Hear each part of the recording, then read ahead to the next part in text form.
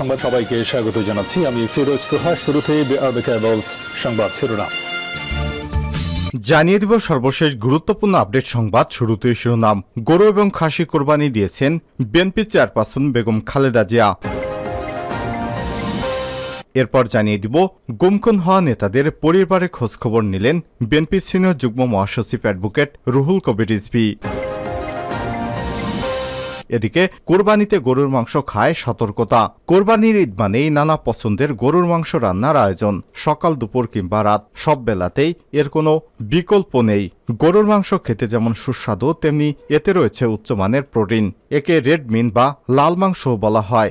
গরু, খাসি, উট, দুম্বা, মহিষ বা ভেড়ার মাংসকে রেড মিট বলা হয়। এতে রক্ত স্বল্পতা রোধ, শারীরিক শক্তি বৃদ্ধি, ত্বক ও চুলের স্বাস্থ্যের উন্নতি, রোগ প্রতিরোধ সহ নানা ধরনের উপকারিতা রয়েছে। তবে অবশ্যই কোরবানির গরুর মাংস খায় সতর্কতা রয়েছে। এ বিষয়ে গুরুত্বপূর্ণ সংবাদ থাকবে বন্ধুরা। সম্পূর্ণ সংবাদটি জানতে ভিডিওটি না টেনে দেখতে থাকুন।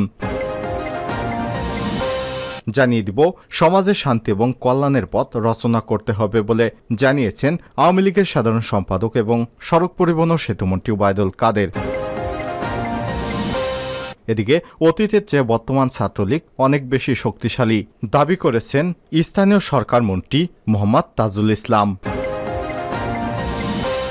এবং সর্বশেষ জানিয়ে দিব ভারতে 2 ট্রেন সংঘর্ষে নিহত 8। ভারতের আসাম থেকে কলকাতাগামী কাঞ্চনজঙ্ঘা এক্সপ্রেসের সঙ্গে একটি মালবাহী ট্রেনের সংঘর্ষে কমপক্ষে 8 জন যাত্রী নিহত হয়েছেন আর আহত হয়েছেন আরও অন্তত 25 জন। খবর ভারতীয় সংবাদ মাধ্যম এনডিটিভির। প্রত্যক্ষদর্শীরা জানায় আজ সোমবার 17 জুন সকালে দার্জিলিং জেলার জলপাইগুড়ির কাছে এই দুর্ঘটনা ঘটে। প্রতিবেদনে বলা হয়েছে আসামের শিলচর থেকে কলকাতা শিয়ালদা যাওয়ার সময় নিউ জলপাইগুড়ির কাছে রাঙাপানি স্টেশনের কাছে কাঞ্চনজঙ্ঘা এক্সপ্রেসকে একটি মালবাহী ট্রেন পেছন থেকে ধাক্কা দেয়। এতে কাঞ্চনজঙ্ঘা এক্সপ্রেসের 2টি বগি লাইনচ্যুত হয়। এ বিষয়ে পশ্চিমবঙ্গের মুখ্যমন্ত্রী মমতা বন্দ্যোপাধ্যায় এক টুইটার পোস্টে জানিয়েছেন চিকিৎসক এবং বিপর্যস্ত মোকাবেলা দল ঘটনাস্থলে পৌঁছেছে। প্রিয় দর্শক, এতক্ষণ শুনছিলেন সংবাদ শিরোনাম, এবারে বিস্তারিত।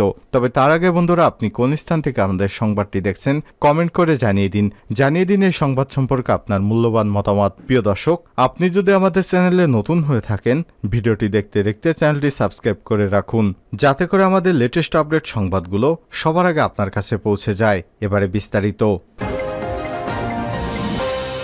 গরু ও খাসি কুরবানি দিয়েছেন বিএনপি চেয়ারপারসন বেগম খালেদা জিয়া। ঢাকার গুলশানের বাসভবন ফিরোজায় ঈদুল আজহা উদযাপন করেছেন বিএনপি চেয়ারপারসন বেগম খালেদা জিয়া। ঈদুল আজহা উপলক্ষে তিনি একটি গরু, একটি খাসি কুরবানি দিয়েছেন বলে বিএনপির মিডিয়া সেল সূত্র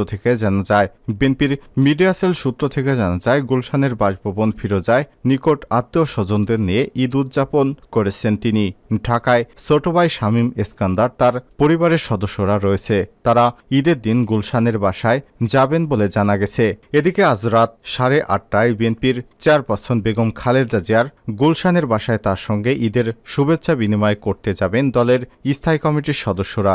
বেলা 11:30টায় রাজধানীর শেরেবাংলা নগরীতে দলীয় রাষ্ট্রপতি জিয়াউর রহমানের কবরে সূরা ফাতিহা পাঠ করবেন এবং তার আত্মার মাগফিরত কামনা করে বিশেষ মোনাজাতে অংশ নেন দলের নেতাকর্মীরা।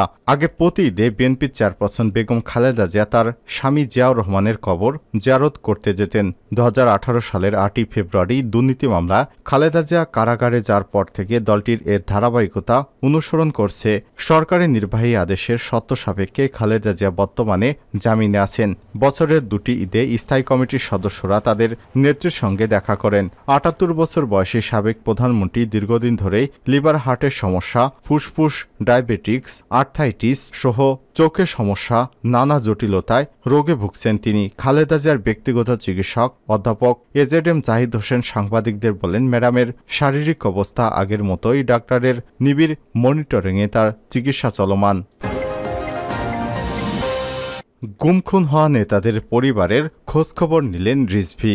নির্যাতন, অমানবিক অবহেলায় নিহত নিউ মার্কেট থানার 52 নম্বর ওয়ার্ড ছাত্রদল সভাপতি মাহবুবুর রহমান বাপ্পি এবং গুমখুন হওয়া সূত্রাপুর থানার ছাত্রদলের সভাপতি খালিদ হাসান সোহেলের পরিবারের সাথে কথা বলে খোঁজখবর নিলেন বিএনপির সিনিয়র যুগ্ম মহাসচিব অ্যাডভোকেট রুহুল কবির রিজভী। আজ পবিত্র ঈদুল আজহার দিনে গুম ও খুন হওয়া 2 নেতার বাসায় গিয়ে তাদের পরিবারের সদস্যদের সাথে কথা বলেন এবং খোঁজখবর নেন তিনি। একই সাথে বিএনপির ভারপ্রাপ্ত চেয়ারম্যান তারেক রহমানের পক্ষ থেকে এই দুই পরিবারের সাথে ঈদের শুভেচ্ছা বিনিময় করেন রিজভী। এ সময় আরও উপস্থিত ছিলেন বিএনপির স্বাস্থ্য বিষয়ক সম্পাদক ডাক্তার মোহাম্মদ রফিকুল ইসলাম, অর্থনৈতিক সম্পাদক মাহমুদুর রহমান সুমন, প্রকৌশলী ইকবালুর রহমান রোকন, ডাক্তার মোহাম্মদ সালাউদ্দিন মোল্লা, কেন্দ্রীয় ছাত্রদলের সহসভাপতি তৌহিদুর রহমান আওয়াল প্রমুখ নেতারা। কোরবানিতে গরুর মাংস খায় সতর্কতা। কোরবানির ঈদ মানেই নানা পদের গরুর মাংস রান্নার আয়োজন।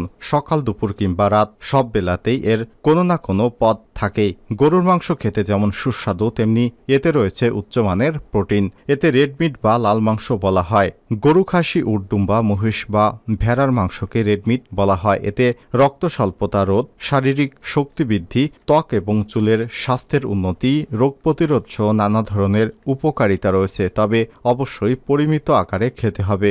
1. গরুর মাংস খাওয়ার সময় ফ্যাট বা চর্বির দিকে খেয়াল রাখতে হবে। 2. বিশেষ করে যাদের ওজন বেশি ফ্যাটি লিভার, কোলেস্টেরল সহ নানা শারীরিক সমস্যা আছে তারা চর্বি ছাড়া মাংস খাবেন। এরপর রয়েছে গরুর মাংসে আয়রন রয়েছে, তাই এটি খাওয়ার পরপরই চা বা কফি খাবেন না, এতে আয়রন শোষণ ব্যাহত হবে। এরপর রয়েছে গরুর মাংস খাওয়ার পর কোমল পানীয় পান করা ঠিক নয়, কারণ গরুর মাংসের ফসফরাস এবং সোডিয়াম থাকে। এ কারণে উচ্চ রক্তচাপ বেড়ে যেতে পারে। এরপর খাবারের বৈচিত্র্য আনতে হবে, কারণ অতিরিক্ত প্রাণীজ প্রোটিন কিডনির ক্ষতি এবং শরীরের চর্বি বৃদ্ধি করে। 5 নম্বরে রয়েছে মাংস হজম হতে সময় নেয়, তাই বেশি খেলে পেট ফাঁপা, পেট ভারী এবং কোষ্ঠকাঠিন্য রোগ দেখা দিতে পারে। এজন্য মাংস খাওয়ার সময় সালাদ, দই, বোরহানি, ক্যাপসিকাম, টমেটো খেতে হবে। মাংস খাওয়ার পর কুসুম গরম পানি খেতে হবে। 6. গরুর মাংস ভালোভাবে সেদ্ধ করতে হবে। ভালোভাবে সেদ্ধ না হলে এটি সালমোনেলা এবং ইকোলি ব্যাকটেরিয়ার কারণ হতে পারে। 7. দীর্ঘ সময় উচ্চ তাপে মাংস রান্না করলে এর অ্যান্টিঅক্সিডেন্ট ক্ষমতা হারায়। আবার উচ্চ তাপে রান্না করলে ভিটামিন বি প্রায় 40% নষ্ট হয়। সমীক্ষা করে দেখা গেছে যারা নিয়মিত মাংস খান তাদের ট্রাইমেথিলাইন এন অক্সাইড নামক মেটাবোলাইটের মাত্রা বেশি থাকে। গবেষকেরা এটি হৃদরোগের কারণ হিসেবে উল্লেখ করেছেন। তাই সপ্তাহে 2 দিন বা 150 গ্রামের বেশি মাংস না খাই ভালো। অন্তঃসত্ত্বা নারীদের কম সেদ্ধ করা মাংস খাওয়া উচিত নয়, এতে টক্সোপ্লাজমার ঝুঁকি বাড়তে পারে। এছাড়াও অতিরিক্ত কলিজা খাওয়া ঠিক নয়। একবারে অনেক মাংস রান্না করে বারবার গরম করে খাবেন না, এতে পুষ্টিগুণ হারাবে। কারা কতটুক মাংস খাবেন এ ব্যাপারে বিস্তারিত। প্রথমেই রয়েছে অন্তঃসত্ত্বা নারী বা স্তন্যদায়ী নারী। প্রচুর শারীরিক পরিশ্রমী, বাড়ন্ত বয়সের ছেলেমেয়েরা, বডি বিল্ডার, অস্ত্রোপচার থেকে সেরে উঠেছেন এমন ব্যক্তিরা গড়ে 200 গ্রাম মাংস খেতে পারবেন। আর যদি ডায়াবেটিক্স, ফ্যাটি লিভার ইত্যাদি থাকে তাহলে 200 গ্রামের নিচে মাংস খাবেন। স্ট্রোক, হৃদরোগ, গোলন্ডার বা কিডনির সমস্যা আছে এমন ব্যক্তিরা 100 গ্রামের নিচে গরুর মাংস খাবেন। প্রাপ্তবয়স্ক ব্যক্তিরা 70 থেকে 80 গ্রামের বেশি মাংস খাবেন না দিনে। যাদের ওজন বেশি, কোলেস্টেরল খুব বেশি নয়, তারা 1 থেকে 2 টুকরো বেশি মাংস খাবেন না। এছাড়াও শারীরিক অবস্থা ভেদে পুষ্টিবিদদের পরামর্শে গরুর মাংস খাওয়াই ভালো। সমাজে শান্তি কল্যাণের পথ রচনা করতে হবে কাদের? সবাইকে সংযম এবং ত্যাগের মানসিকতায় উজ্জীবিত হয়ে সমাজে শান্তি এবং কল্যাণের পথ রচনা করার আহ্বান জানিয়েছেন আওয়ামী লীগের সাধারণ সম্পাদক এবং সড়ক পরিবহন ও সেতুমন্ত্রী ওবায়দুল কাদের। সোমবার 17 জুন সকালে পবিত্র ঈদুল আজহা উপলক্ষে দেয়া এক শুভেচ্ছা ভিডিও বার্তায় এ আহ্বান জানান তিনি। শুভেচ্ছা বার্তায় ওবায়দুল কাদের বলেন, বছর ঘুরে আবার এলো ঈদুল আজহা। ত্যাগের মহিমায় সমুজ্জ্বল মহান আল্লাহ পাকের প্রতি গভীর আনুগত্য এবং সর্বোচ্চ ত্যাগের নির্দেশনা সুলভ পবিত্র ঈদুল আজহা আমাদের কুরবানির তাৎপর্য এবং মর্মার্থ অনুধাবন করে সমাজে শান্তি এবং কল্যাণের পথ রচনা করতে হবে। আর এজন্যই সবাইকে সংযম এবং ত্যাগের মানসিকতায় উজ্জীবিত হওয়ার কোনো বিকল্প নেই। আওয়ামী লীগের সাধারণ সম্পাদক আরও বলেন, অর্জনের ধারাবাহিকতায় বঙ্গবন্ধু কন্যা দেশরত্ন প্রধানমন্ত্রী শেখ হাসিনা যে ভারসাম্যপূর্ণ, শোষণহীন, ন্যায়নিষ্ঠ এবং সমৃদ্ধ বাংলাদেশ বিনির্মাণের নিরলস কাজ করে যাচ্ছেন তা সফল করতে প্রয়োজনে নিষ্ঠা, সততা এবং ত্যাগ। এ সময় তিনি বলেন, অকৃত্রিম ভালোবাসা ভালোবাসা এবং ত্যাগের আদর্শ আমাদের ব্যক্তি ও সমাজ জীবনে প্রতিফলিত হয়েছে। প্রতিষ্ঠিত হবে প্রত্যাশিত শান্তি এবং সৌহার্দ্য। আমি দলমত নির্বিশেষে সকলকে একটি সাম্প্রদায়িক সমৃদ্ধির বাংলাদেশ বিনির্মাণে কর্ম এবং চিন্তায় ত্যাগ, অনুগত্য এবং সততা চর্চায় নিবেদিত হওয়ার আহ্বান জানাই ঐক্যের মঞ্চে উজ্জীবিত হয়ে বঙ্গবন্ধু কন্যার দেশরত্ন শেখ হাসিনার হাতকে শক্তিশালী করে বঙ্গবন্ধুর স্বপ্নের সোনার বাংলা অভিমুখে এগিয়ে যা। এ প্রত্যাশা ব্যক্ত করে পবিত্র ঈদুল আজহায় দেশবাসী, প্রবাসী অবস্থানরত বাংলাদেশী সকলকে বাংলাদেশ আওয়ামী লীগের পক্ষ থেকে জানাচ্ছি আন্তরিক মোবারকবাদ।